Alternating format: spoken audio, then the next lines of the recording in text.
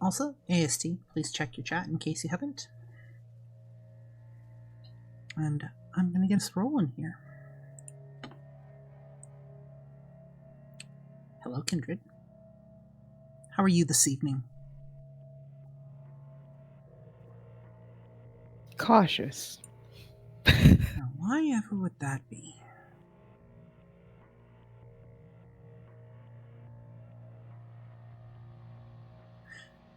Sweets, we're going to get to you in just a moment. You have had a bit of a relaxing night so far, and we'll get into that shortly. However, for the moment, after the encounter with the hunters, Dalton was safely rescued by Dorme, who's taken him to the Velvet Pussycat for the moment to look after him while things get sorted out with the parents. The group that encountered the hunters piled into the car that Dorothea had waiting. Prue, starting to feel the pangs of hunger setting in, also decided that a drop-off at the Velvet Pussycat would be prudent for a quick snack. Having nothing else to do at the moment, and at the insistence of Maki that Maki would be fine, Mars opted to go back to her morgue, as she had a mountain of paperwork to catch up on, leaving Maki with the unconscious parents. All that aside, we turn for a moment to a house of a ghoul, the contact of bastions. The door has been opened by none other than Oliver, one of Catalina's drivers. Inside, Oliver has found a handful of dead bodies lying on the floor, looking like they've been dead for a fair bit. Hours or days, you don't know. We're going to open the floor to our players. We're going to see what you make of tonight. Welcome to the shit show.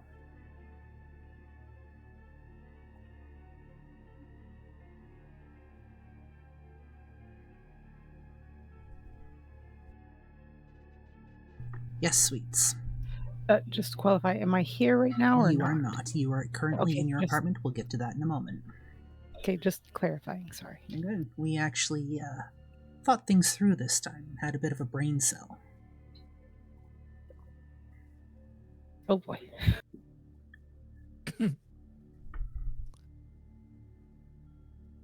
Great. I'm going to take a leap and say this isn't how we were supposed to find them.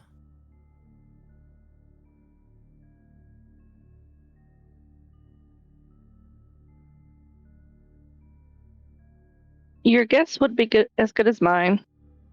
Catalina has grabbed Oliver by the wrist and is pulling him down the front steps, away from the front door. Oliver looks like he's actually going to be sick, having been the first to walk in on that. And for a moment, actually looks like he might lose it, like lose his lunch. But manages to hold on to it. Just barely.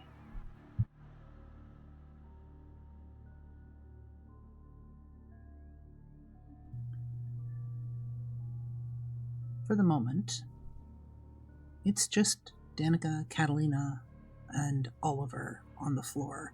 The rest are kind of hanging back. Not quite sure what to make of the scene.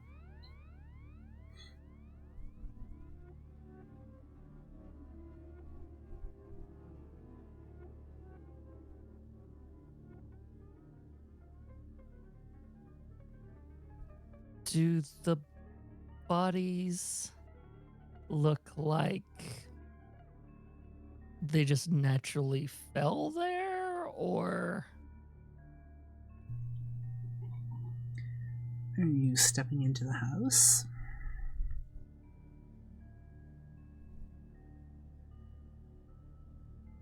So far, this disease seems to be just a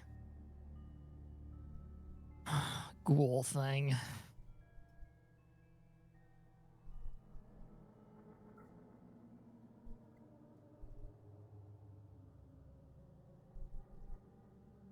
She kind of looks back and goes, yeah, keep him away from this just in case.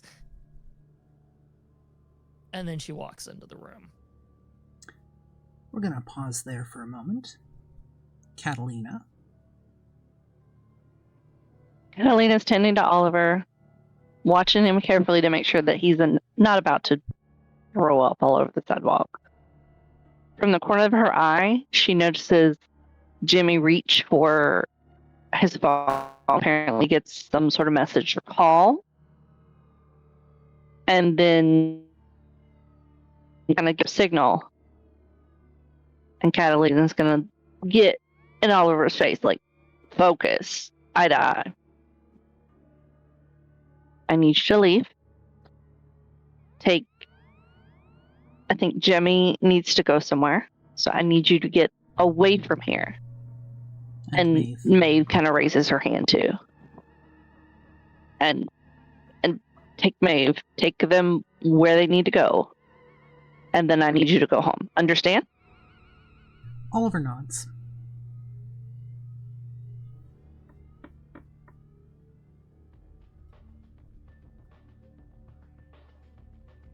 And with that, she releases Oliver, watches as he goes with the other two and goes to get in the car. And they leave. And then she's going to pull out her phone. I don't think we should be without another ride, though. Just in case. So she's going to call Sweets. Script has changed.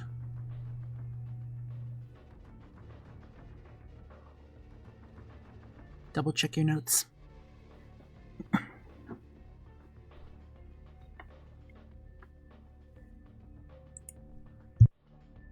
Okay, so she's going to call Mars instead. Mars. Everything's been highly chaotic tonight for you. You've just walked in through the front door of your workplace, looking forward to getting a lot of that pesky paperwork done, and your phone rings yet again.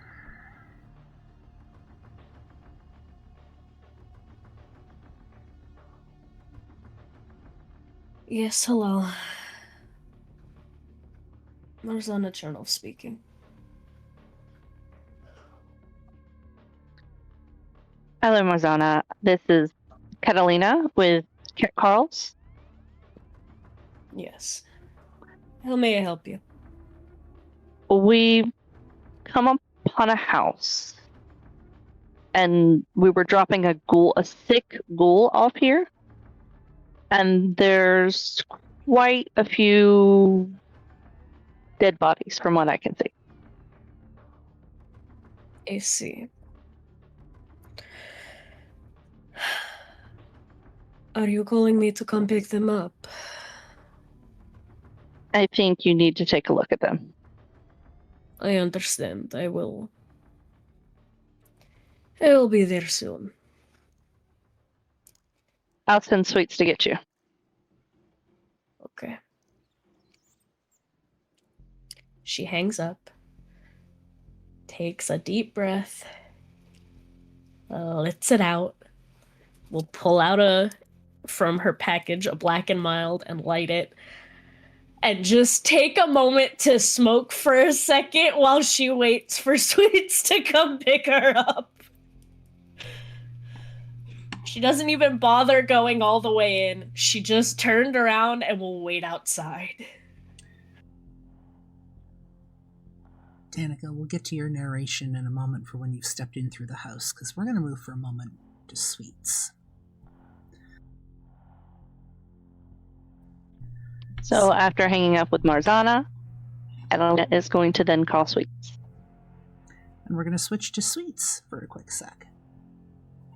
Sweets! It's been a fairly laid-back night for you. You've been puttering around the house. You've managed to get some of those pesky chores that always seem to need getting done done. You've spent a fair amount of time this evening actually lounging around in bed with one Lucas. May or may not be fairly happy about that, but we're going to leave that to the audience imagination. As you are lounging and just enjoying the night for once, your phone rings.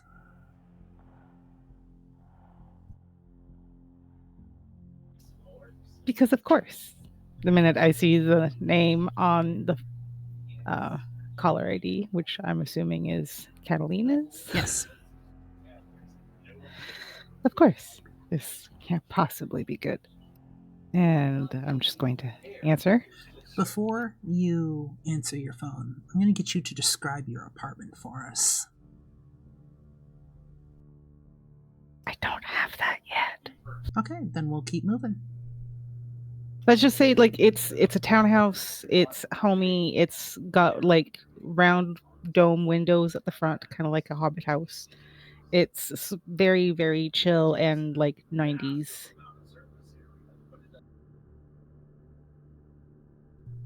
You pick up your phone. At the other end of the line is Catalina, somebody that you are intimately familiar with.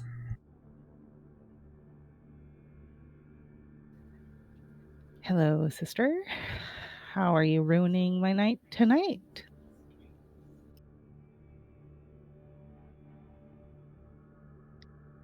You know how I hate to do such things, especially when I've given you the night off.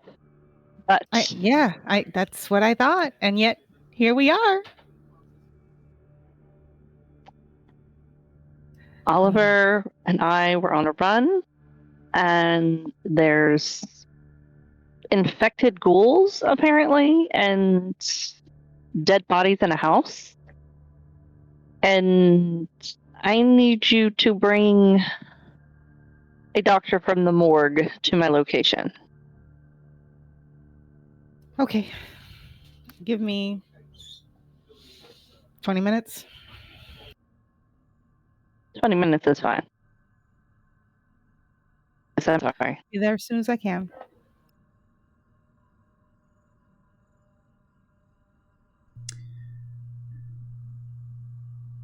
Sweets, you hang up the phone. Run us through it. What are you doing?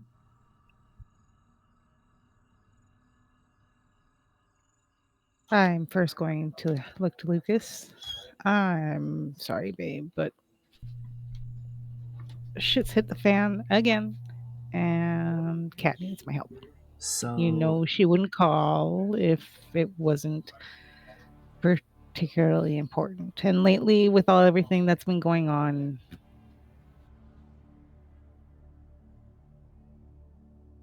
So, what you're saying is, despite you having the night off, it's business as usual.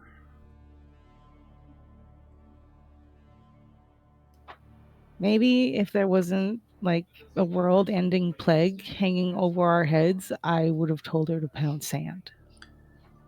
But I want you locked in here for as little time as possible, which means helping out whenever they have leads for this shit. You know, ever since you've gotten involved with this crew.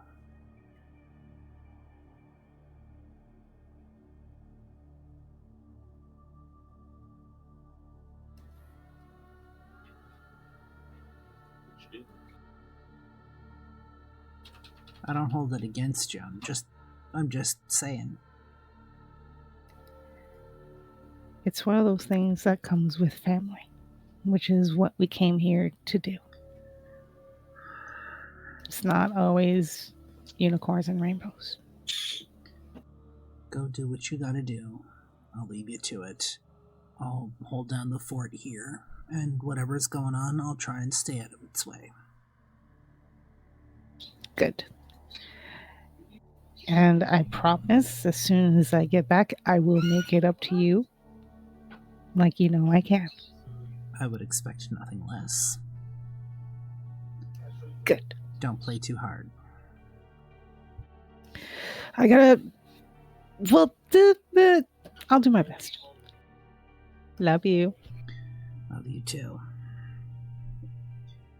And I'm gonna throw on some sweats, a sweater, and head out the door. Make your way across the city. You pick up Mars, and we are going to shift for a moment to Danica, who's just set foot inside the house. Stepping in through the front door, Danica, you are met with the foyer. To the right of the door is a staircase leading up to the second floor. Your immediate left is the parlor, complete with a fireplace. It would be rather beautiful if you ignored the scattering of bodies all over the floor, including one that you would actually have to step over to get into the room, almost as if they had expired while on their way to answer the doorbell. There is a hallway that leads off into the darkness a bit.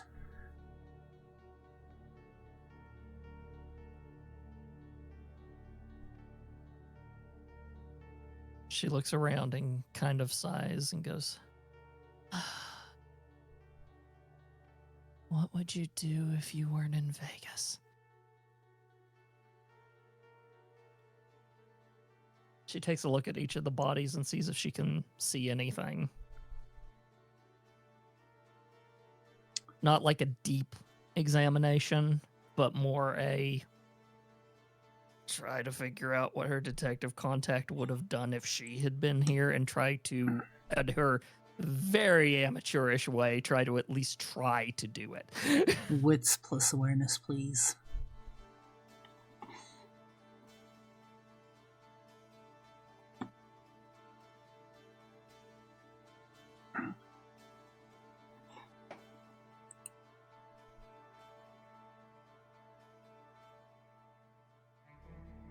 One success.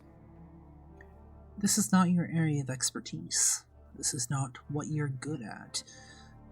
Your best guess is to call somebody who specializes in this sort of thing, or somebody who might have a bit more medical expertise than you.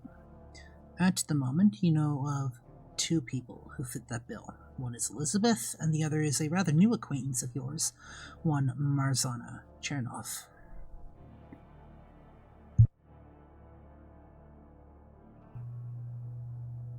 For some reason, you can feel just the absolute irritation that seems to have Marzana flavoring to it, as if it's coming from out of nowhere.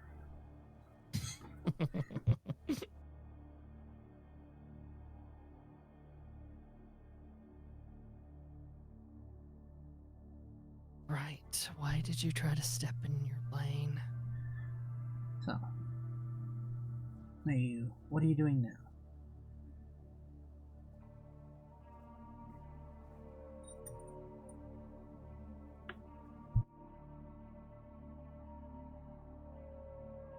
Do any of them have any electronics sitting around that are just... With the roll that you made, you are unable to ascertain that at the moment.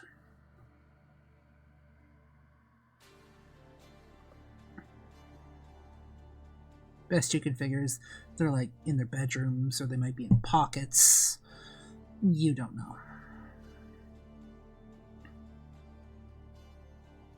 Then at the base level, she's going to go through and see if there's any other body. At least give them a cursory look over. Moving further down the hall, you are met with a kitchen on the right, a utility room and a half bath connected to it. And directly before you is a slightly smaller hallway and what appears to be a back door. Turning around to the left, you see a door, and a quick peek inside shows you as a staircase leading downwards, potentially to the basement. Continuing past the basement door, there's a large dining room. To the left is yet another door, and this one leads to a double-car garage. So far, from what you've been able to tell, there are no other bodies other than the handful that were on this floor. That being said, there is an upstairs and there is a downstairs. She'll peek out of the door and Are any of them close enough to her to where she's not going to have to raise her voice to communicate? Because she is not going to say this in a loud voice where other people can hear it. Catalina is down towards the road. If you speak in a normal voice, she should be able to hear you, but so might any passers-by. She will walk out of the door, walk up to where she's beside Kat, so don't have to raise their voice. In fact, she'll kind of lean in a bit and go, okay, I looked at the basement, I looked at the ground floor. So far, there's just bodies there. You want me to take a look at the top floor too, just to make sure we've got a view of the whole thing?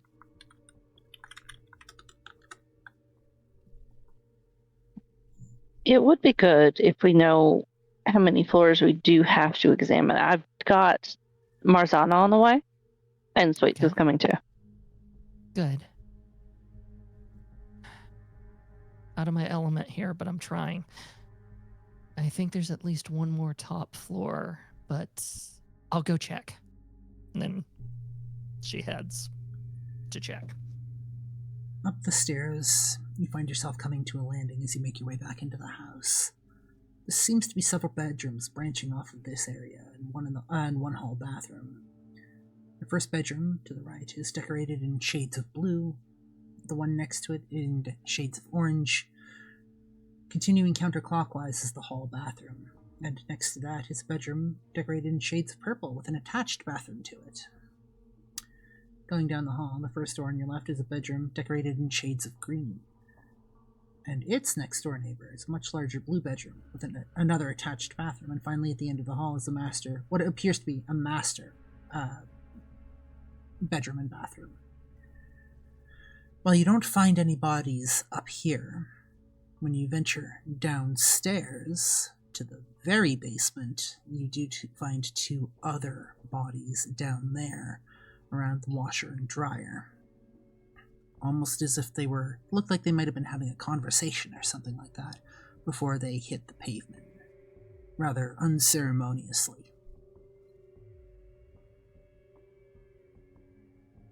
Okay, I will go back to Kat. Just get my cardio in tonight.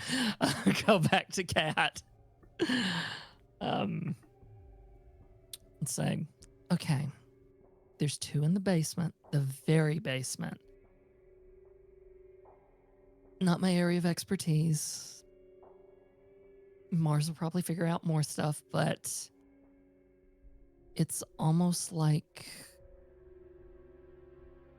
they died mid-motion, if that makes sense.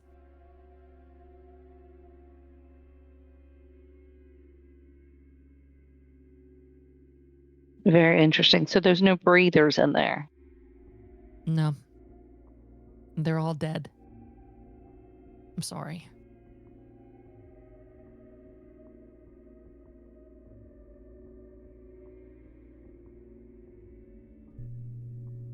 We need to figure this out. What happened here? Because if something happens to Oliver, it's not going to be a pretty picture. As you're talking, Catalina Van wobbles on his feet and actually grabs you a moment for a quick sec, just for a bit of support, before steadying himself. They're all dead? I'm going to have to ask you the morbid question. How many of them are supposed to be in there? I've got 4 roommates, but they were having a bit of a get-together tonight. I don't know how many people they invited over.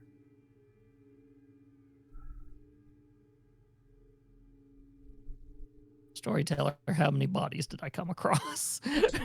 We'll say, I think it was 5 on the upper floor. 4 or 5 on the upper floor, if I remember correctly. And then he found 2 on the bottom, so let's give it a nice round 7. Okay. I found 7.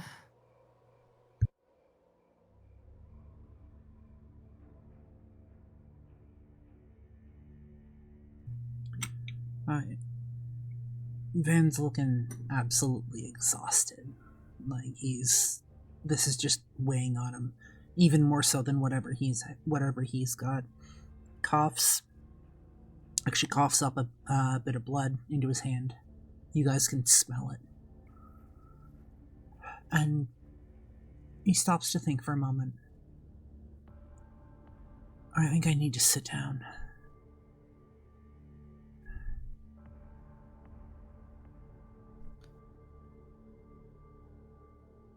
Almost uncharacteristically for her, she'll, go, here, let me help you.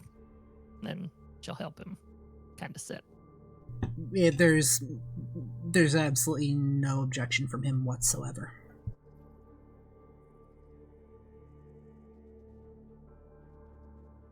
Were they all like him, or were they like us? Didn't seem to be any us in there. Van looks up.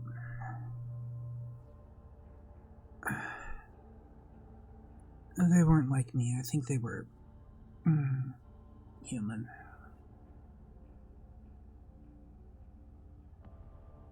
That makes things a bit more complicated. It's about this time, give or take. Car rolls up.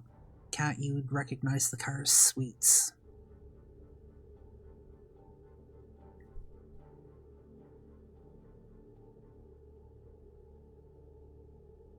Car pulls to a stop at the curb. The engine turns off, the lights turn off.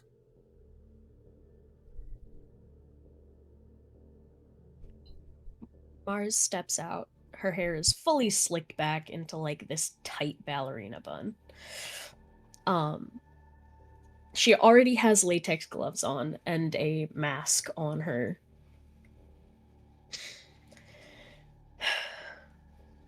So, how bad is the damage? She'll like stop and look over the sick ghoul who's sitting there. You know what? Give me int plus investigation, medicine if you have it, or int plus, I think medicine. Okay, something like that. Sweets, who's still sporting her messy sleep bun, black sweater, sweatpants, mishmash socks, is waiting by the car as far away from the sickness as possible. It's almost like you're a little wary. Yeah, think I don't have to breathe. I'm currently not doing it. 0 chances taken here.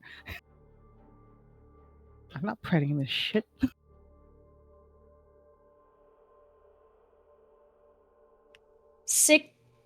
Five successes. Sorry, I can't count. You're not sure? You think this guy, however, looks like the others that you've examined within the last little while. He's showing a lot of the same signs and symptoms from what you can tell. But you'd need to examine him properly in an actual lab to figure that out.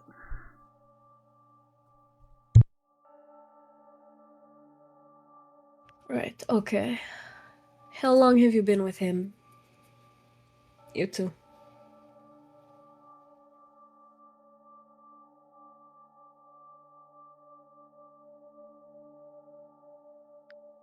Not long. We picked him up from tattoo parlor, brought him here, and then the length of time the two of you to get here. All right.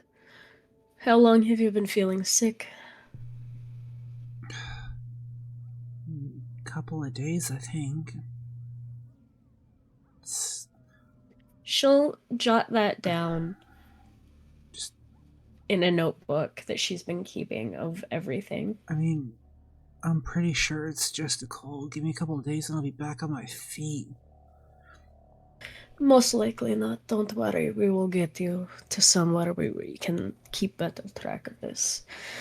However, I've been told that there are bodies that need to be examined. Will somebody please take me to them? I found them all. I'll take you. You head off towards the house. I'm going to get you both to roll me a wits plus awareness, please.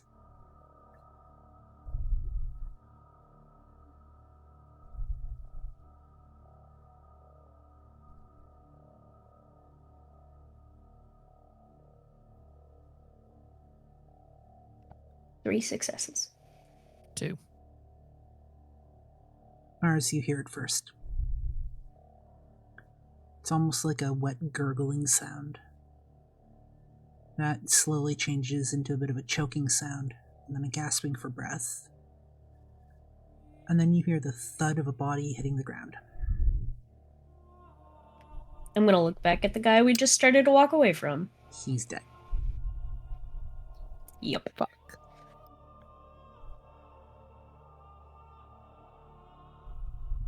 Well, that confirms the in the middle of just doing things that I was going to tell you.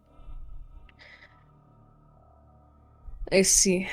Well, I suspected that if this is where he lives and they were all dead, he was likely to be next. Let's get him inside, away from the street. You got it. She rolls up her sleeves. She will hand Danica gloves because she carries a whole package of latex gloves because she is in fact prepared. That's going to be strength plus athletics? We'll go with that. That makes sense. 2 successes.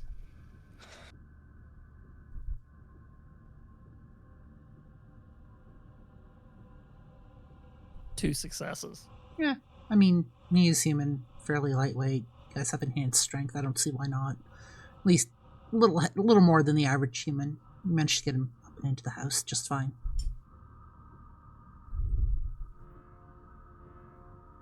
Catalina was backing away from the bodies as he fell, her hands up in the air, like, not gonna touch it.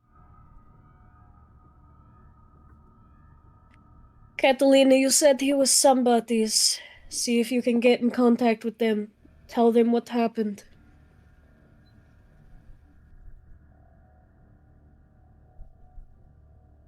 I'll do my best. Get their contact? Or was that someone else? Sorry. Say that again? Did we get their contact information, or... That would have been Maeve, I think. Okay, that was Maeve, right. Yeah, I wasn't there. Never mind. I don't know about that. Or was I? Yeah, I was there. So... Maeve got their contact. If you can get a hold of her, I'm sure she could pass it along.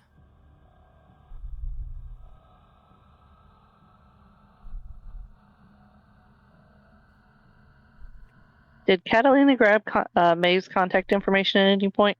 We will, for the sake of expediency, we'll just say yes, you have all of their contact. So she'll text Maeve for the individual's contact information. You get a thumbs up and a simple, we'll pass the information along.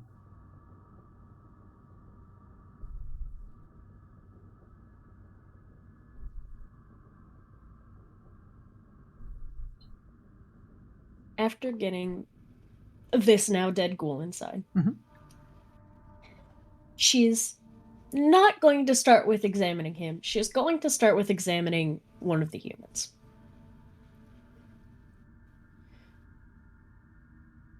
Excellent. A moment. She will also hand Danica a surgical mask to wear. She'll take it and put it on. Marzana. The one thing that you're good at, examining dead bodies. You, my dear, are going to make me an intelligence plus medicine specialization cadavers roll. This is going to give you an extra dice.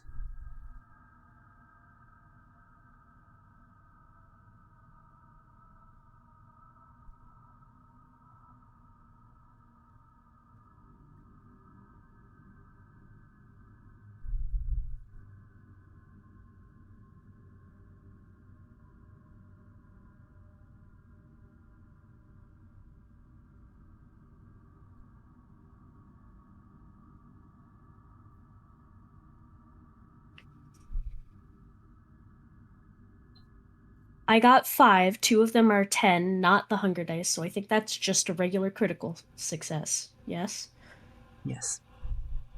Okay. So then total of 7. The first thing you notice on examination, well done by that, by the way, these bodies smell faintly of scorched iron and rot. The second thing that you notice, the body appears dry and brittle itself, as if the liquid has dried up rather fast from it. It also appears that the individual that you're looking at may have had a slight nosebleed at some point before they died. With the kit that you've brought with you, you can assume you'll have your handy-dandy travel kit with you. Sure do. Are you, Haven't been leaving home without it. Are you looking into the innards of the body? I sure am. I've cut this guy open. You notice the blood, or what should be blood, is a rather blood-like substance. However, it carries very few qualities that would be beneficial to a vampire, and the blood itself seems to only barely resemble blood at this point. As you're examining the body, the skin begins to flake. As you touch it, the flesh where you're touching seems to flake a little quicker until it almost turns to dust under your fingers.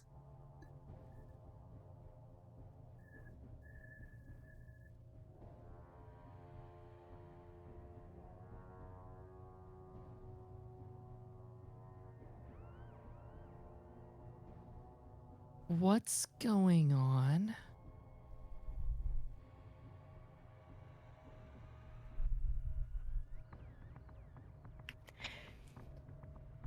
Well, to say it lightly, it looks like all their blood has been replaced with something that is specifically not very useful to us.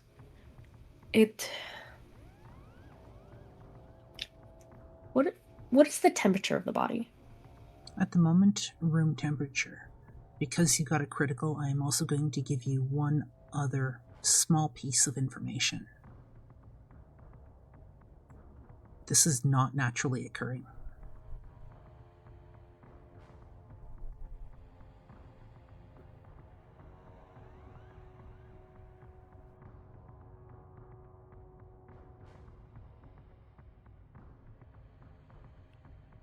Well, I have more confirmation than ever that whatever is causing this sickness is somebody and not some thing. Or the something was at least made.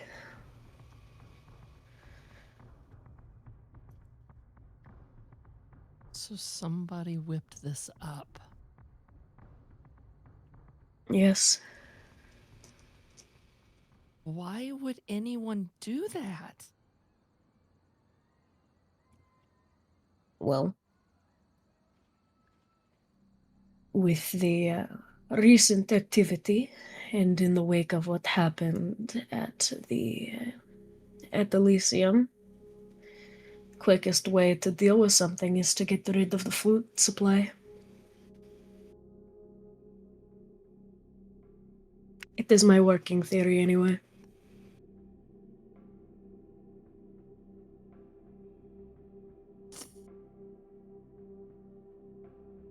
That's twisted even by Kindred standards.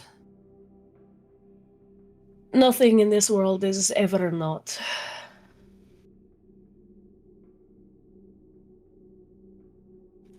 I want to take the temperature of the ghoul who just died and record what his body temperature is as soon as possible. Room temperature.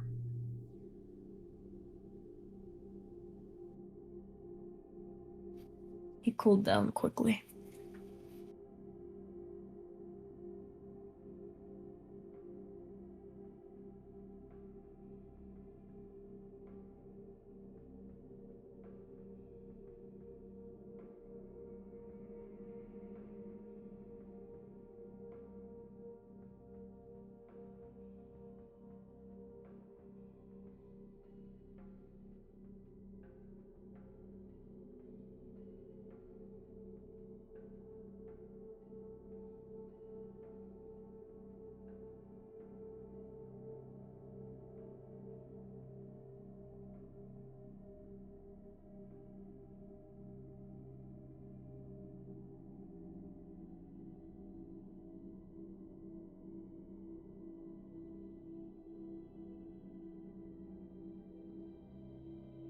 Do we have some way of decontaminating after this? I do. I can bring many things back. Bring us at least and our items back to the morgue. I have ways of decontaminating in there.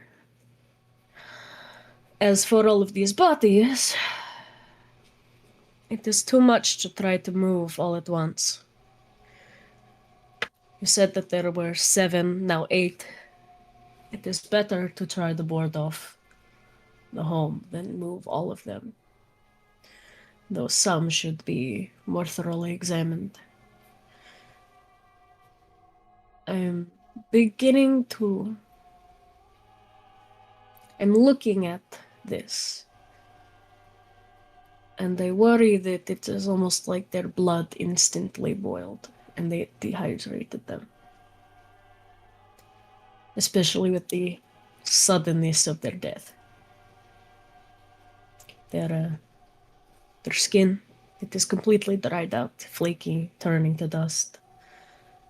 Or whatever their blood has turned into, boiled instantly.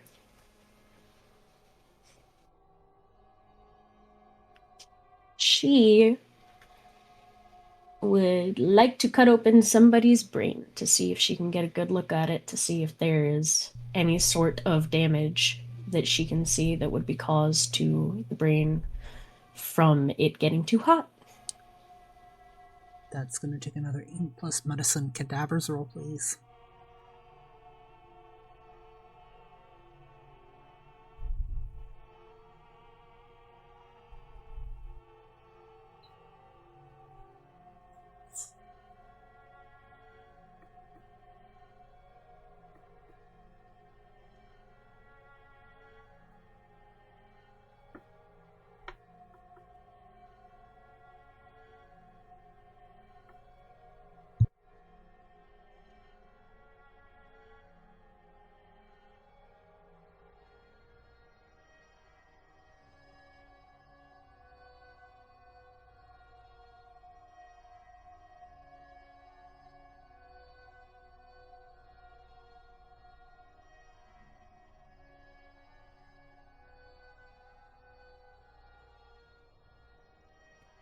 Six criticals, so 8 successes.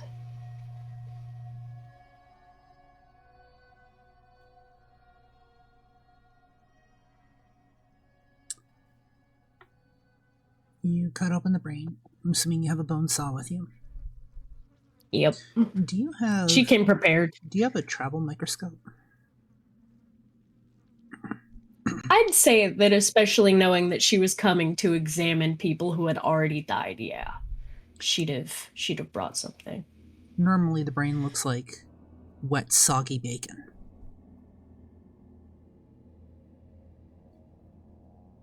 This brain is not soggy. It's almost like the brain itself boiled in the skull. There's no fluid, no cerebral spinal fluid, nothing. The casing that's normally around the brain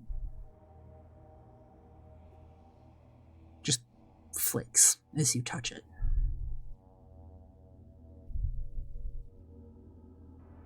And when you look at it under the microscope, it's like all of the moisture has been sucked out of the meat itself.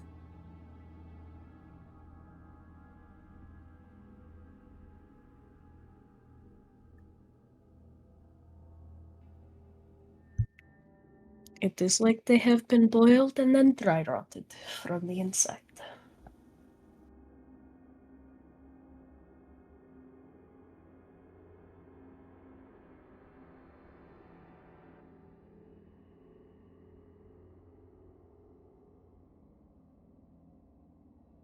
I'm suddenly really glad that it's only affecting ghouls so far. The keywords is so far, this is not naturally occurring, and it is already affecting ghouls. It is why I gave you a mask and gloves. Oh, I used so far for a reason.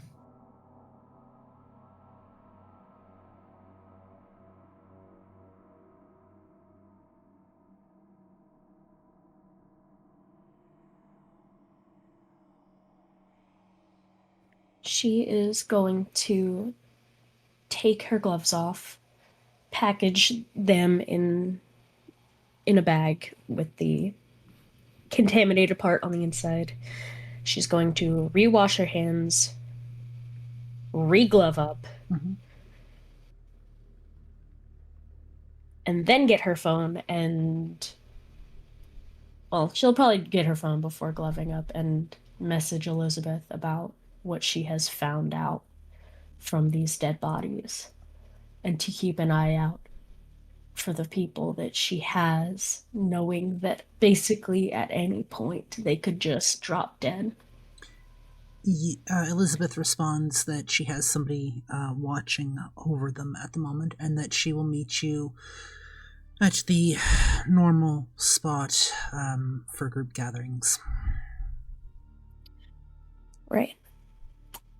She, after effectively having dissected one person, is going to at least put on her gloves, go get something to cover up this person. Mm-hmm. Because she is not trying to move any bodies right now. She is going to locate a house key to this place. Probably from the ghoul, honestly. He's the one who she knows lives here. Given that, we'll say you managed to find the key you managed to find the key just fine. Yeah. And then she's going to encourage everybody to leave and just kind of lock this place up behind her. It is not wise to try to move any of these bodies right now. It is better to quarantine this place. Keep it all locked up.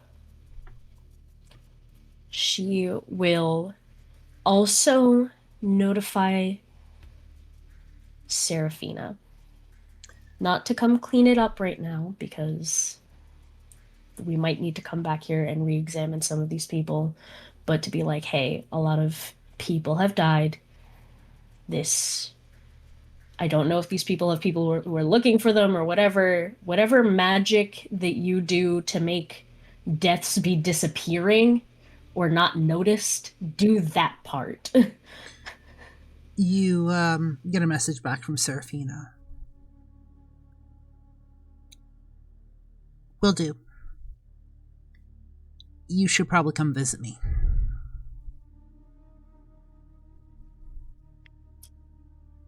We can talk about this in person. How emergent?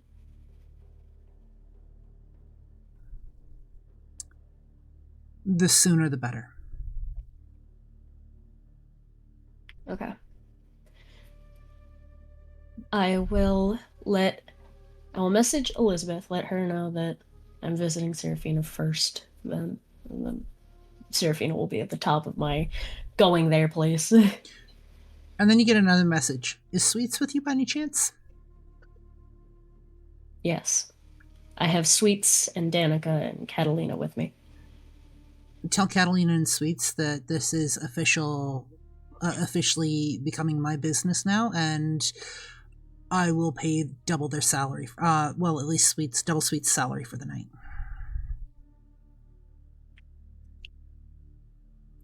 She'll look at her phone and then look up and be like, well, I have a message for the both of you. And just sort of hand it over. She doesn't feel like dictating. Catalina, you receive a text. Your expenses are basically covered for the night. Whatever you need is yours. Like, take the night off. You've done more than enough. She, however, does request the presence of Sweets. Sweets, who's currently putting tarps over all of her seats. Paranoid much? Catalina's going to send back a thumbs up emoji. Yeah. If she's paying me hazard pay, then sure. Well, it seems like she is. Congratulations. At least you're getting paid for this. Somebody has to.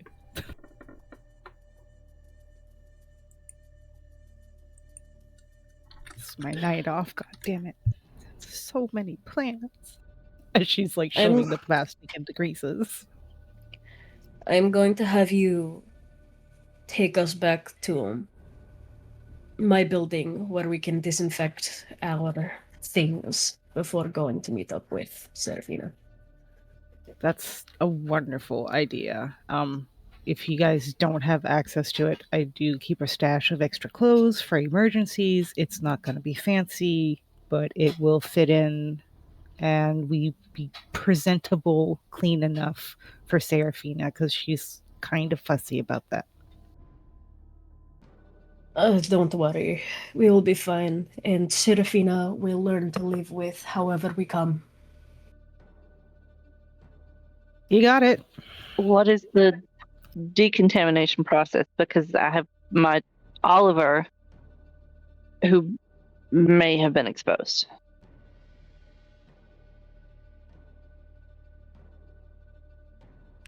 I see. Well, wherever Oliver goes, make sure that he goes into quarantine if he has been exposed or possibly exposed. As for the decontamination process, much of our clothes, our items are going to go into a chamber to be decontaminated, and then there is a shower that you can, a very hot shower, mind you, but the shower nonetheless, to decontaminate ourselves.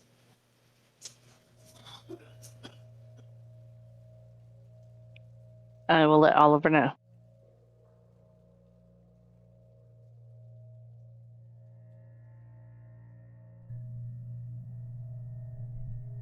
Oliver gives the thumbs Car's up. rolling, ready to go. Sorry. Oliver gives the thumbs up. As the car is rolling and ready to go, we are going to fade to black on the scene, and we're going to take a short break. The following people, as we move into break, are going to step down. Catalina, Myriad, and Sam. Thank you very much for your attendance tonight. We hope you enjoy the rest of the show. Hello. We find ourselves. Well, hi. We find ourselves this evening. The Velvet Pussycat. Open scene. Curtains rise. We have one Cornella. One Elizabeth, who's just walked through the door. We have one Dorme, lounging for the moment. Dalton seems to be quite entertained by Rafe at the bar. Rafe seems to be showing off his bartending skills a little bit. You know, tossing cups, tossing bottles, pouring drinks. Dalton's even got a glass of chocolate milk sitting in front of him. No charge, of course. It's on the house.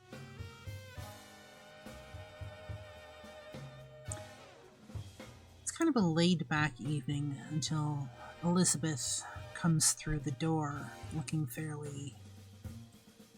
Well, you're not sure whether it's annoyed or upset. Maybe a little worried, or maybe a little of columns A, B, and C thrown in together. Having just gotten the call from one Marzana. For the rest of you, we'll get to you in just a moment. We're going to open the floor for the moment. Being, Elizabeth was gonna ask Rafe for, like, the strongest thing he could make, but, currently entertaining a child, decided not to, and upon seeing Dorame and the others is going to approach their little group. Good evening. Hey, Doc. Another long nap for you. You have no idea.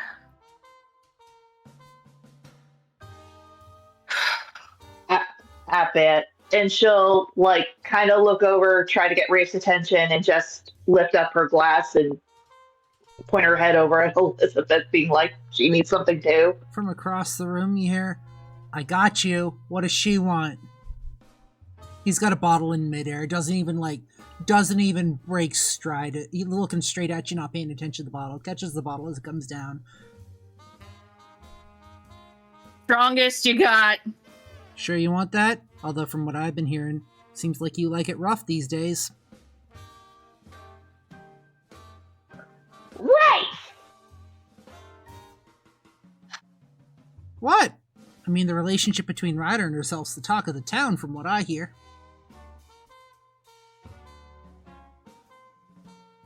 You know what? Give me something you'd make one of them. I want to know what they would drink. What Ryder drinks? Yep. One Midnight Howl coming up.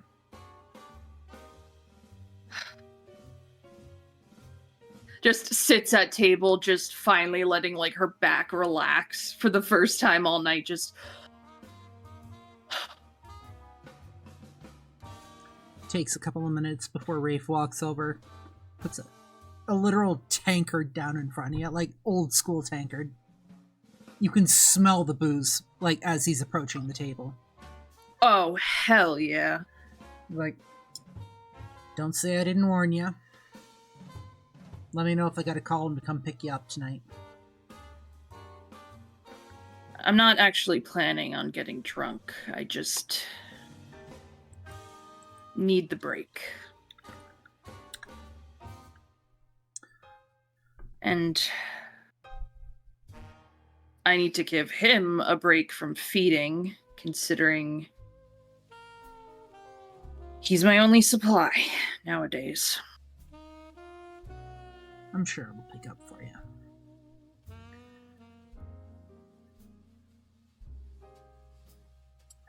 As y'all are chatting, the door to the place opens. You hear Isolde from the front door. "Ah, sweets! Marzana, good evening. You looking for the usual? Sure, you this can call evening?" it that. Coffee. You want cream and sugar in that? Honestly, right now, no. That kind of night. Got it.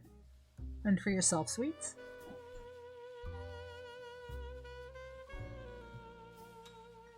You know what? Black coffee too. Got it. Is this business or pleasure this evening? Business. I'll get the boss for you too Business. while we're at it then. You just hear the driest ha! Business or pleasure. Ha! Like, Dorame just Isabel throws feels the a same way I feel. Dorame just throws a wadded up napkin at Elizabeth. Quit it. Oh, fantastic. Isolde wanders off for a moment before, just after telling you guys to find your seats, like, grab yourself a seat, and she'll find you and bring your drinks to you. It's a pretty slow night here this evening. Oh, look, the rest of the circus is here. Truly, never a dull moment. Lovely to see you, sweets. This was my day off. We And all now have there's a great plague. Sorry. plans. You have my sympathies, truly, truly, and you're doing the good works out here. No one's dead. That by my fault. I have not. I'm just gonna have my I was coffee. just about to correct you. There are actually quite a few that are dead. Yeah, that's. Why we're here. As you Wait, what? The plague has descended on us. As Some you're- kind Dora of. May, how is your worker doing? Have you heard any updates? Storyteller, have I heard any updates with how Rowan's doing? Gesundheit.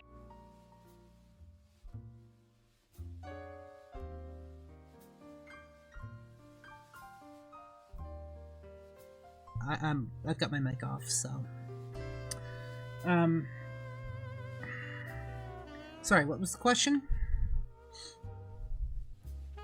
Has Dora received any updates on how Rowan's doing? He was sick at the opening of Belgracie, and she sent him home. Oddly, you have not.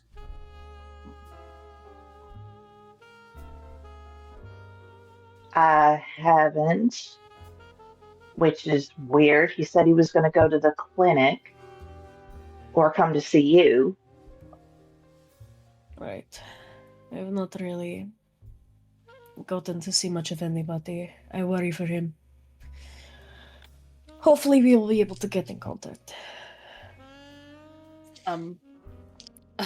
Elizabeth is gonna let everyone take like their first big sip of all of their beverages, and then just say, Seraphina wanted to let her know when we were all here. Yes, I believe that Seraphina is being notified right now. Sweet. How are the people doing that you're treating, Elizabeth? Storytelling? They seem fine for the moment.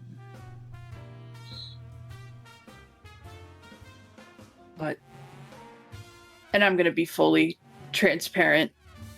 I've never seen anything like this. And it's hard to even know what to look for.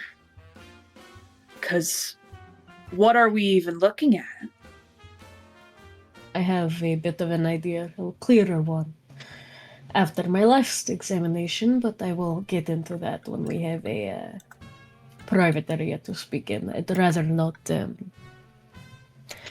information I'd prefer not to share amongst the general populace of the Velvet Pussycat, even on a slow night. It's funny you should mention that. There's no one else in here. When Isolde said it was a slow night, the place is fucking empty. Speaking of Isolde, she comes back, a couple of mugs in front of her, places them down in front of me with a slight clink, followed by one Seraphina, who looks really annoyed. Join the club. One night. Hello, Seraphina. I would like. Hello, everyone. One night. I would like one night when there's nothing going on, and she looks I over to the too. bar and sees there's a child wearing Isabella's jacket. Pauses. Where is my niece? And why is there a 8-year-old child in my establishment? And why Firstly, wasn't I you- informed? Rescue mission. Apologies, Seraphina. It was an emergency rescue mission. He is with me, and no, he is not 8, he is 12. He's just small for his age. It's not his fault. His name is Dalton, and he's a sweet kid. In fact, she's going to just kind of look over. Dalton, I want you to say hello to Miss Seraphina real quick. Come here. He turns around. He's actually blowing bubbles in his chocolate milk, spins around in his seat, and he just kind of waves enthusiastically. Rafe looks over. Don't worry about him. I got him. Seraphina, who's still trying to have like her boss ass bitch face, but sees this kid blowing bubbles. Don't hype him up with too much sugar. I know it's not my first stint babysitting, thank you. I'm Dalton, aware. honey. He could honestly probably use the sugar to calm down after the night he's had. Prue's saying this. She's been listening to all of you, but her eyes are scanning around the pussycat, looking for her favorite redhead and also her favorite ghoul, who is, she partially came here, like you said, to get a bite to eat, but also with everything going on, she wants to check if a certain someone is okay. Seraphina speaks first, looking at Rafe. If he starts to get tired, set up one of the spare rooms for him. I got it. Don't worry. Thank you. Ro, unfortunately, is currently... Because she can see Prue looking around and she can have a pretty good guess of what she's looking for. Ro's not in the establishment right now. She is indisposed at the moment. Prue nods. You can see a little bit of worry in her eyes. Everything okay?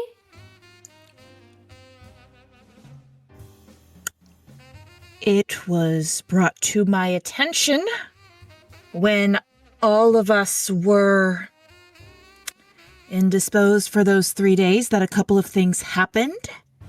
So she, along with someone who I personally wish I was made aware of, was in the city beforehand. One moment. Yes?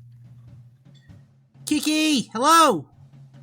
I really have to get myself some silent notifications. Give me 1 second. I can't hear you.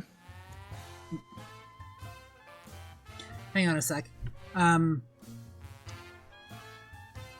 is it just me that's hearing that?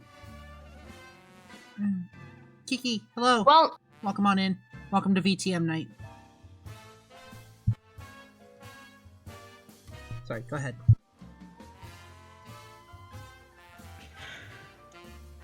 Ro is currently doing something for Echo, and she is being accompanied by Charlie because they have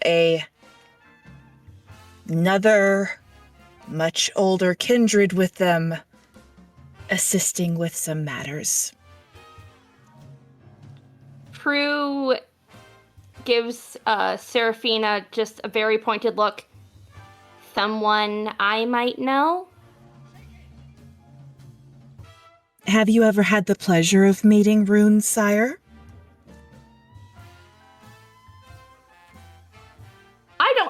I'm not sure if she would have. So I will say that Prunella has never personally met him. You do know, though, that he is older than Rune. He is also well respected in the Tremere community. He's also the one that invented a lot of the spells that Ro and Rune use when speaking with spirits, as well as some of the alchemical things. And you know for some reason that both Rune and Ro will not talk about, that they don't want to get on his bad side, and Ro has actively made it her mission to try to owe him no favors whatsoever. She will not tell you why. even when, like, asked point blank, and she's like, I literally cannot tell you. Prue nods. She hears that hisses through her teeth in a way that's almost like a viper. No, I can't say that I've had the displeasure, but based on what I've gleaned from Charlie's view of them, and Ro and Rune's reactions whenever they are brought up, and the fact that they have made it a point not to introduce me, I'm going to say it's probably a pleasure that I haven't. I had the pleasure of speaking with him for a bit because he was at my establishment a couple of days ago. Interesting fellow, but that is a tale for another time. My For the time... apologies. Don't worry, darling. He knows better than to try anything in my place of establishment. But that's not why we're here. She's going to glance over, make sure Dalton is being completely enraptured by Rafe, which no doubt that little showboat is. Actually, at the moment, as you look over, Rafe has Dalton behind the counter and is trying to teach him the starting lessons for how to juggle bottles. That is illegal. That is pointedly illegal. We're in an interdimensional spot. The rules of mortal legality do not apply.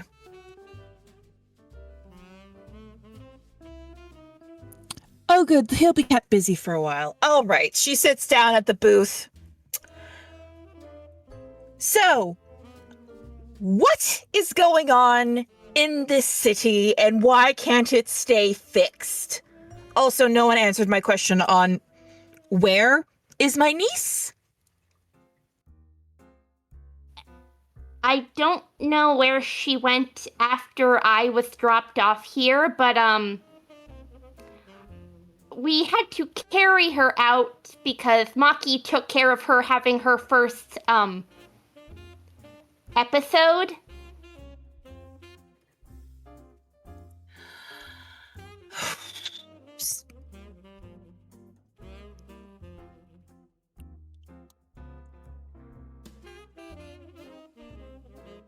Seraphina lets out such a long sigh. Oh, fuck's sakes, what?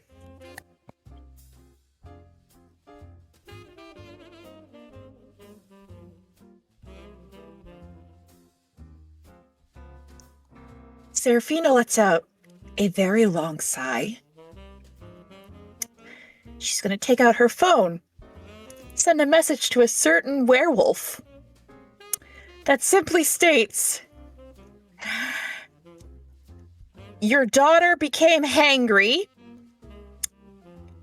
and is hopefully being brought home. She'll probably be tired. You just get back a little saluting emoji. We still on for our date next week?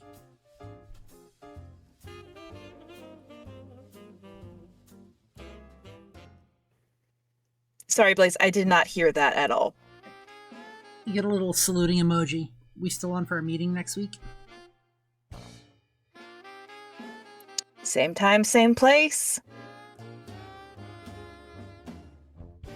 Dead silence.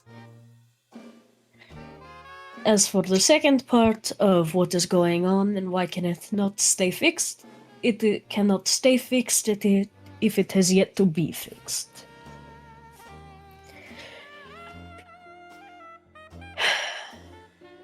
The plague has gotten worse. Worse? I'd say so. She'll pull out her notepad and set it down on the table.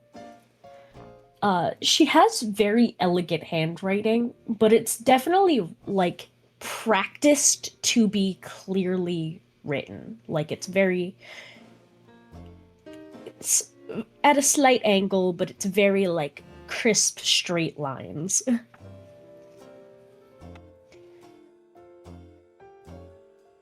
We were Well, I was trying to get paperwork done after a different eventful night when I got called to come check up on a home of a ghoul. Being told that there were 7 dead bodies plus the sick ghoul outside. I arrived. The ghoul seemed to have all the same symptoms as everyone else. I go to go inside, and the ghoul drops dead instantly. I go inside, and sure enough, there were quite a lot of bodies. And these are the notes of my findings. Yes, Prunella.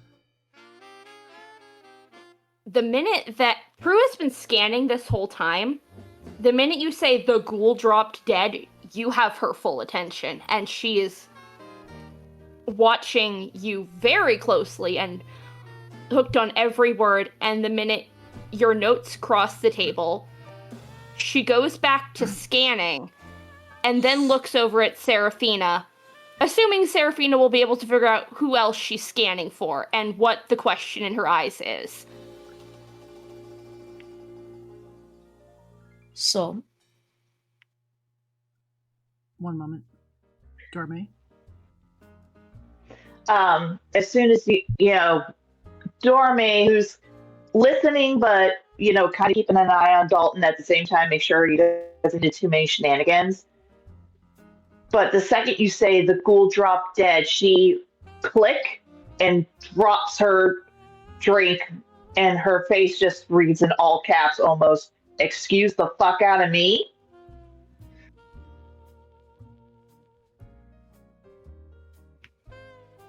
this sickness is not naturally occurring. There is something most definitely supernatural about it. Or, if somebody didn't expressly make this happen, they made whatever is making it happen. It is manufactured. That ghoul that dropped best- dead. Pardon. Go ahead. The best I can explain it is like their blood, their natural blood has been replaced by something that is blood-like enough, but is useless to us. The death seems to occur by it instantly boiling and then dry rotting them from the inside out. I have examined 2 of the bodies very thoroughly. In fact, checking the brain to confirm my hypothesis of the blood boiling instantly. Which would explain as to why it has become so hard to get a drink here in the city. Seraphina's going to raise her hand and beckon Isolde over. And once she's over, she's going to look at her and says, "Has anyone checked on Elliot this evening?" I thought it would be best if we left him to his own healing this evening. Would you like me to go check on him? Right. Wear a mask, wear gloves, do not enter the room, simply knock and see if he responds. If he does not respond, do not open the door. Yes, ma'am. And Isolde will head off.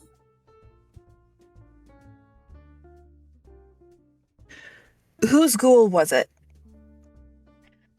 I don't know the name. It was the name...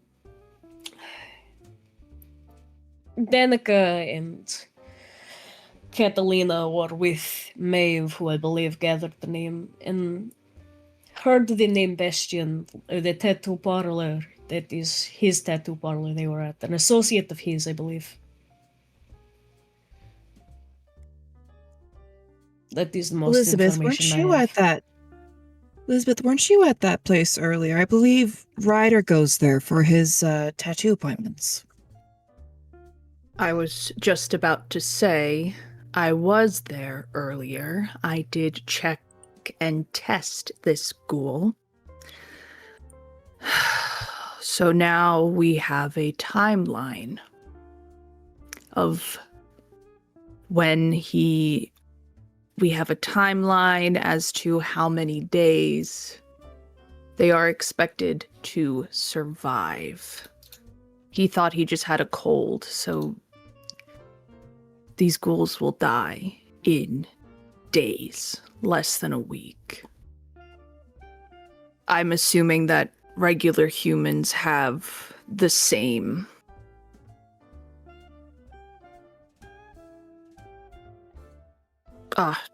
The same. Baseline, yeah. Sorry.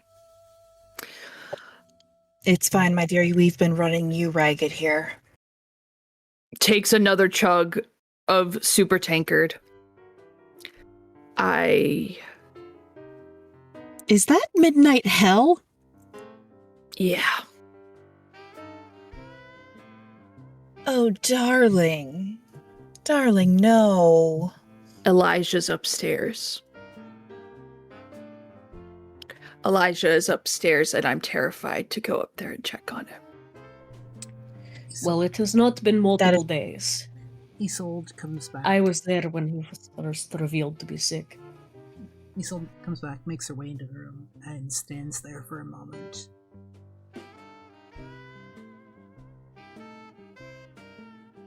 Well? There was no answer, ma'am.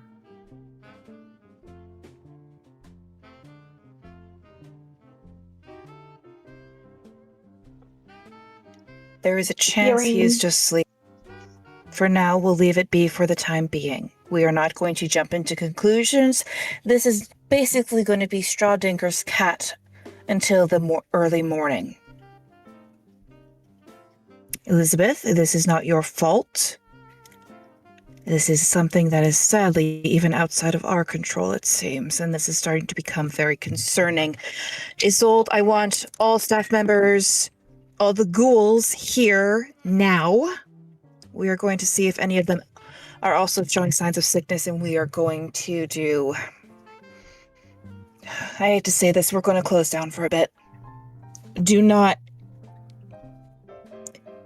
make them panic. Just say it's random checking for the time being. I want to see if anyone else has caught whatever this is. Yes, ma'am. I will be right back. Yeah. The more Prue scans around while listening to all of this, the more her poker face falls, and you can see genuine fear on her face. And you can see, in more ways than one, she's about on the edge of losing it. Her long black claws are digging into the table, and her fangs are like worrying at her lip to the point where she might draw blood. Prunella, take a deep breath. You're no good if you're panicking. Prue, I also need some air. Do you want to come with me?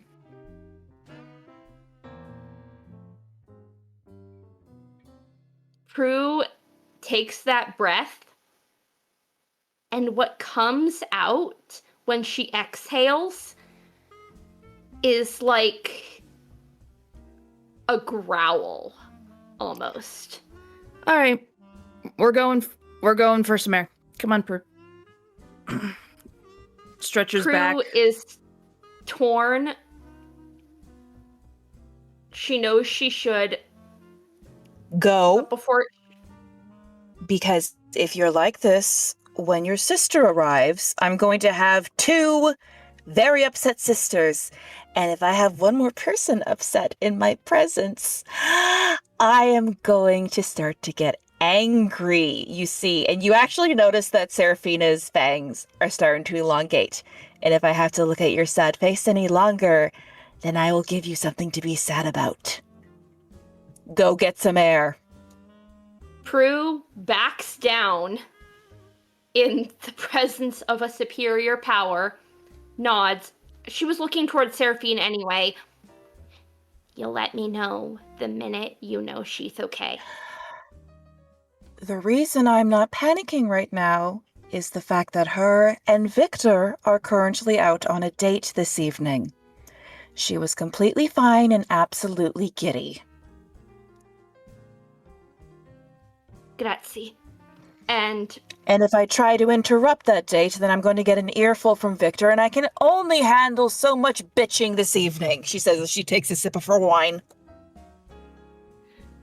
that gets a laugh out of Prue, and thank you, ma'am.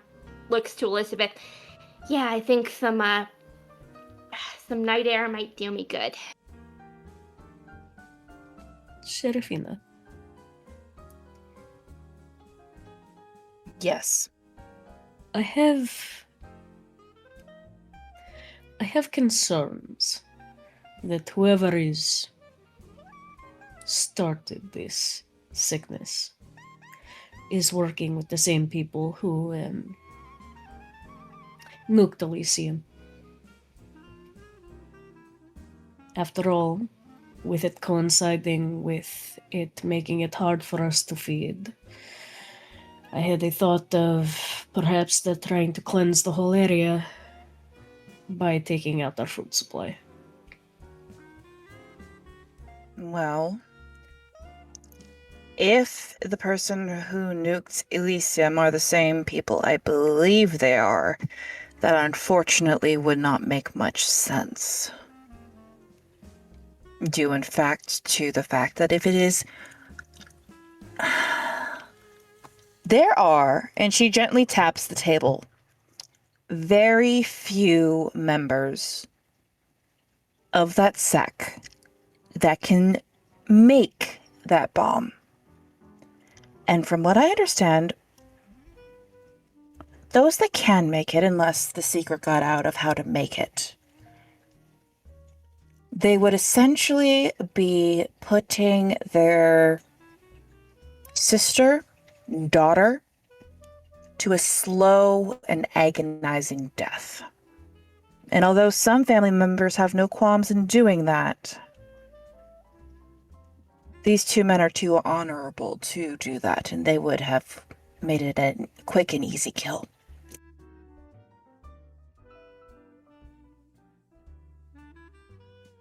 They could also remove her from the area.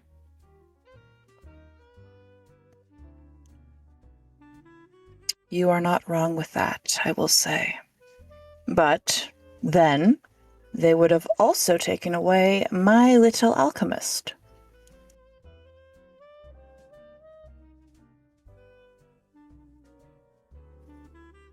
That is not to say, however, that others couldn't have started this. Because, let's face it, so long as we walk this earth, we will always be hunted.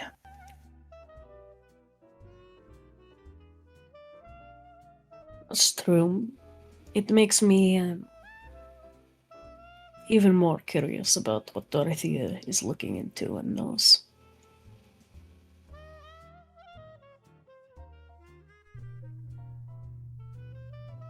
Sweets, you've been pretty quiet for the moment. What's going through your mind?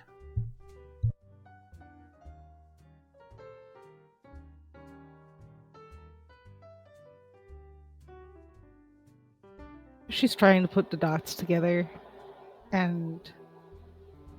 but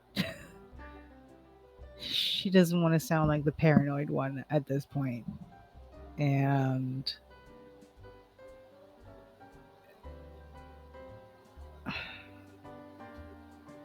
everyone here has something on the line. And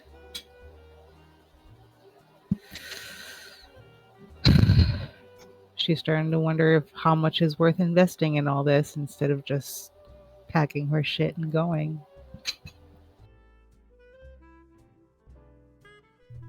Okay, just wanted to check in. Right now she's in a holding pattern. Let's see what everyone's cards are before she says what's obvious.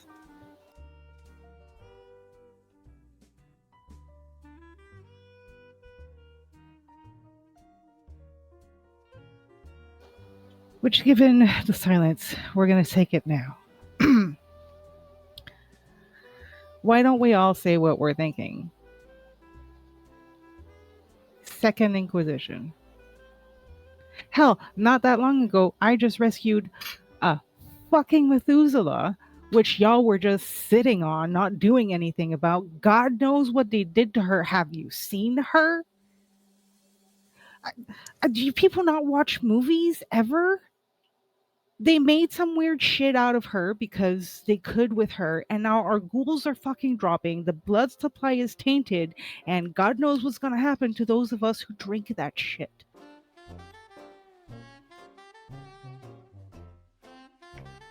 It has been on my mind.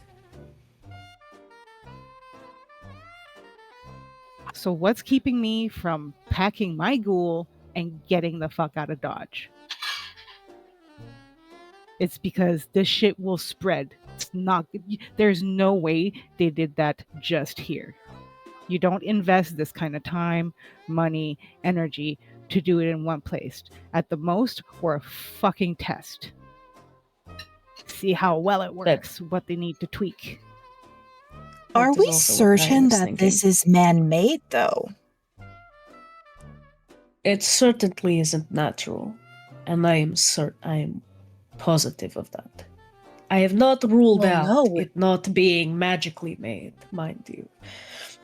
However, that does not... From what I had gathered, it's why I was wondering if it was the same... are magically inclined. The members of that sect? She pauses for a long moment, looking around, seeing that it's dead. No need for as many smoke and mirrors. The Thornwicks are naturally magically inclined. There are a couple of them more so than others.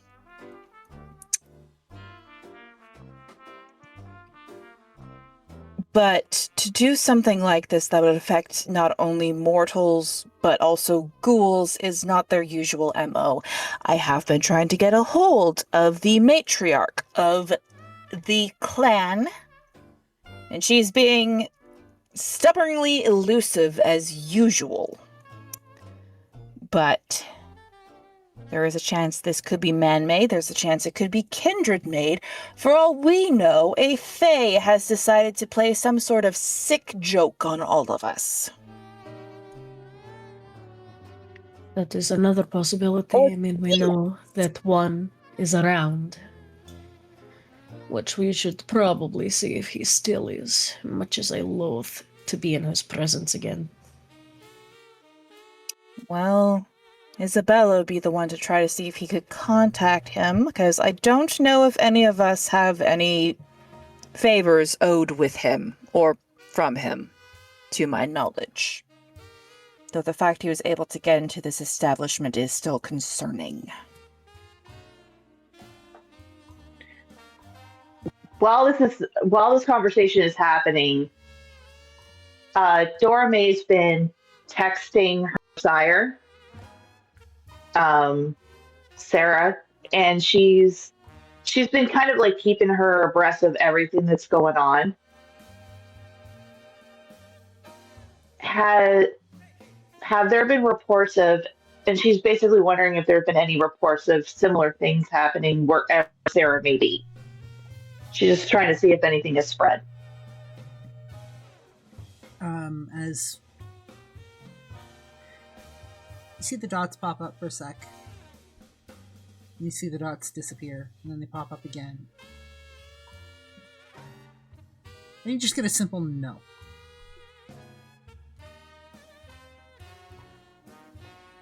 She's going to text back, that was a lot of thinking for just a simple two-letter answer.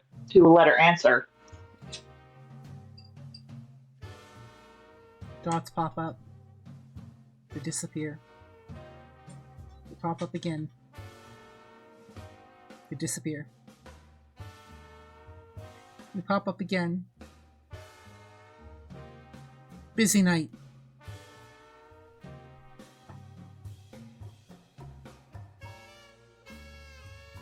When I get the chance, I will try to talk to Dorothea more. See if there is anything happening from the UK. She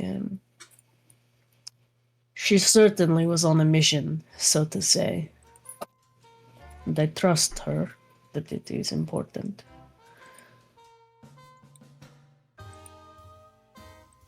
Dorme is going to do two more things. First, she's going to text her ghoul to see if anyone's sick. And then she's going to pop Sense the Unseen to see if Elijah is still around. None of your ghouls appear to be sick, from what they've been able to tell you. And as far as you can tell, Elijah's still here.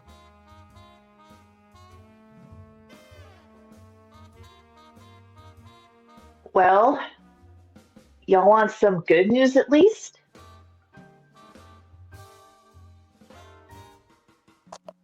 There's a restock of my favorite brandy.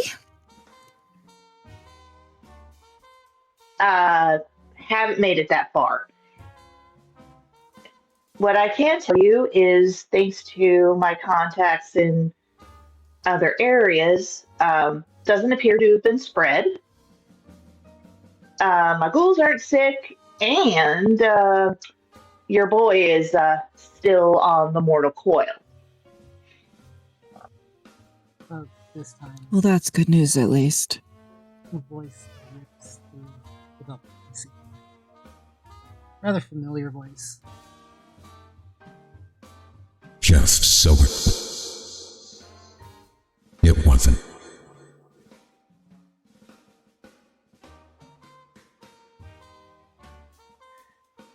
Oh, fuck me running. You're not still here?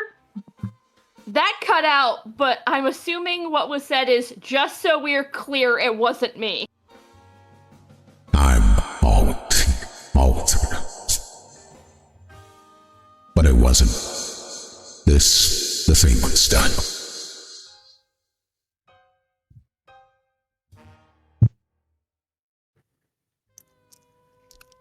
So he's still sticking Fantastic. around. Lovely. You know, you could give us some exposition, something along the lines of, who in the hell is doing this shit? That would be lovely. Or maybe give us a clue. That would be fantastic. Why would he do that? I'm waiting.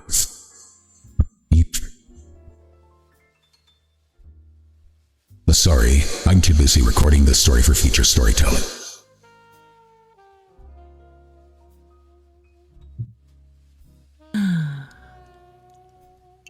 And another man leaves me unsatisfied. This is why I don't like narrators.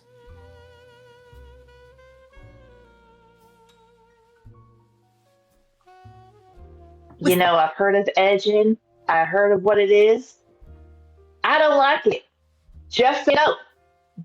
With that, When done properly, it's fun. with that information, we're going to fade to black on the scene for a minute.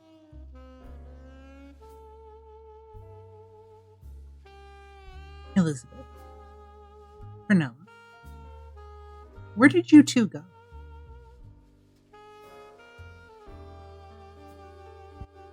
Oh, we went to the roof.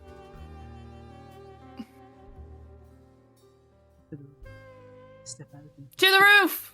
step out into the cool night air. You're able to see the snow lining the ground.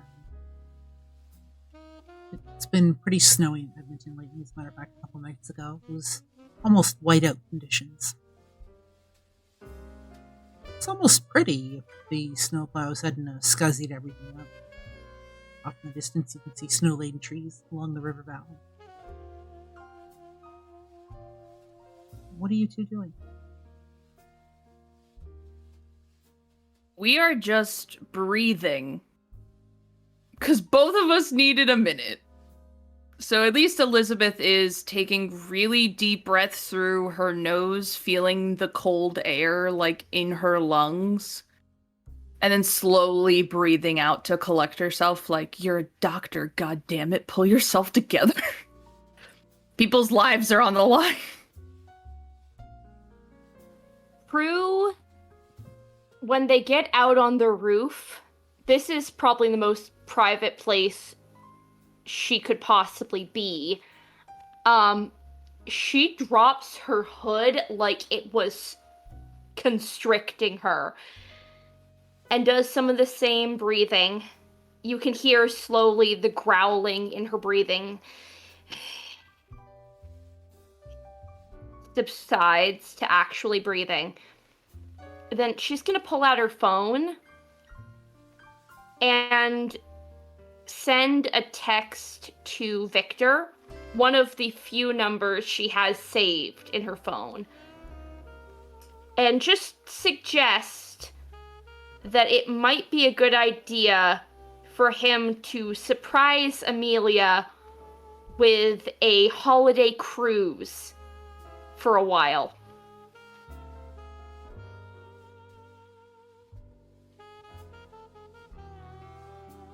Given you get a response back, given everything that's going on, I was thinking the same and have booked a couple of weeks down in the mountains for us at a remote. I got it. The response he gets, "This is why I gave you my blessing," and puts her phone away. And then she comes up next to you, Elizabeth. I think are you at the edge of the roof right now? Yeah. Comes up next to you, kind of kneels down in the snow, arms on the ledge, and she just kind of leans over far enough that if she leans any further, she's gonna fall face first off the side of this building. And it's just closing her eyes, trying to breathe, trying to make her claws go back in, trying to make her fangs go back in. Feel the cold of the air go through your nose and pierce your lungs. Hold it for 3 seconds, and then slowly let it out your mouth. That's what I'm doing, and I'm praying it's working.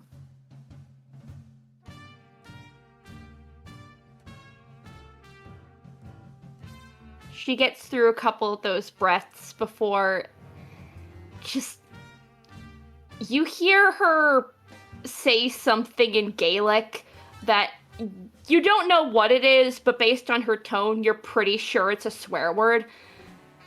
I need a bite.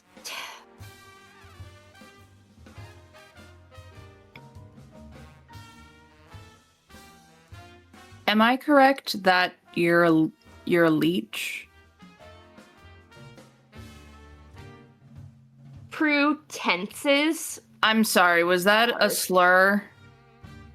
No, it's fine. It's just, most people don't take too kindly to that, and, Sarah told me that most people wouldn't know about my little, reveal at the opening of, the room, so I'm assuming either you were there or... I was there. And also I just find how Kindred work fascinating. I don't judge, I don't anything. I just genuinely find how different all of us can be, and yet we are of all the same kind. It's fascinating to me. That gets like the same sort of just like a forced, you gotta laugh coming out of her mouth. My goodness, you people are weird. Most people, they find that out about me, they want nothing to do with me. You and May, I feel like you pulled me closer. You're pulling me closer because of it. I think that we have way more humanity than we like to let on. Because unfortunately, in the night, it's seen as a weakness. But I am quite literally a doctor, and I am a monster. Yeah, I spent the last, gosh, like 50 odd years just numb until I found someone who gave me a reason to feel again.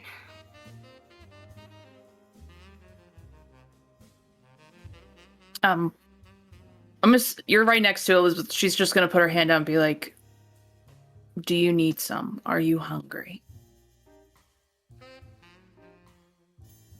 She looks down at that, looks at you.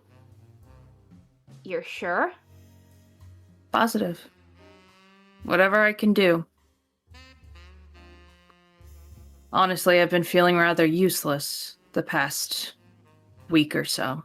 If I can do anything to help anyone, I would greatly appreciate it.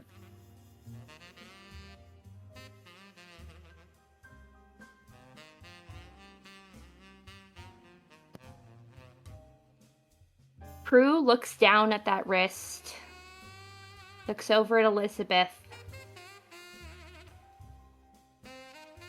thinks about how she's been feeling lately.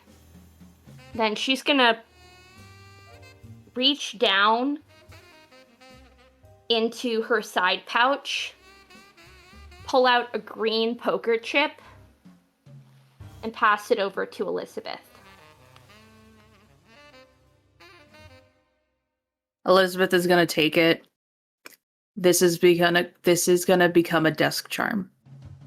Basically implying this is free, but I'm taking the chip anyway.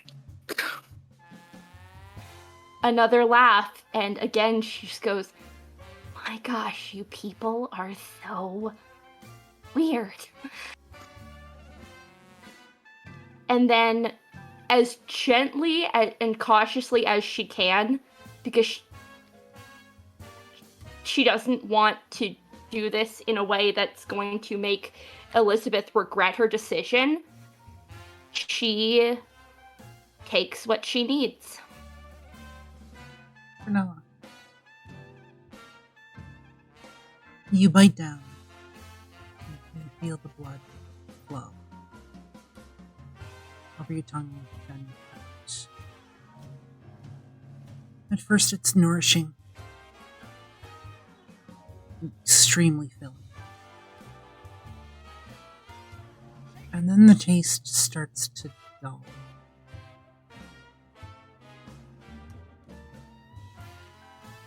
You're not getting as much food from it. The moment the blood hits your tongue, all you can hear is throbbing heart in your ears. You can hear the whispering of your beast.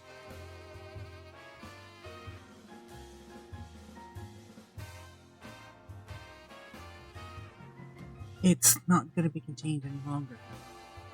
It wants what it wants. And now that it's been let out of its cage, you have a whole host of new problems. The blood falls cold on your tongue and tasteless. And suddenly you're not pulling any nourishment from it at all. And that's where we're going to end session tonight.